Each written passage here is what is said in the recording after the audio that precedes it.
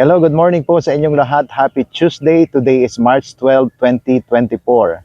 Today, I just want to give you another verse from the Bible in the book of James, chapter 4, verse 14. Sabi po doon, what is life? It is like a mist that is here today, then it disappear after all. Napakagandang pong paalaala sa atin ito patungkol sa ating buhay. Na ang buhay na ito ay lubhang napakaiksi, kaya dapat nating pahalagahan, dapat nating ingatan, dapat nating gamitin na merong kaayusan at higit sa lahat gamitin natin sa pagbibigay ng kaluwalhatian. Sa nagbigay nito, walang iba kundi ang ating Panginoon.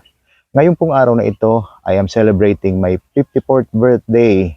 Ako po ay nagpapasalamat sa Diyos na siyang nagbigay, nagregalo sa akin ng buhay na ito. Salamat Panginoon, ganoon din sa aking mga magulang, kay nanay at kay tatay na siyang ginamit ng instrumento ng Panginoon para magkaroon tayo ng buhay. Gusto ko rin pasalamatan ang aking pamilya, ang aking may bahay, ang aking mga anak, at sa lahat ng mga tao na aking nakasama, nakasalamuha sa buhay na ito mula pa noon hanggang ngayon. Kayo po ang dahilan kung bakit ang buhay na ito ay naging makulay, naging makasaysayan, at kung bakit patuloy tayo nangangarap para sa darating na pagkakataon.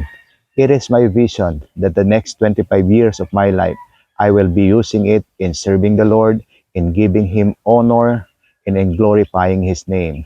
Magandang umaga po sa inyong lahat. Pagpalain tayo ng Panginoon.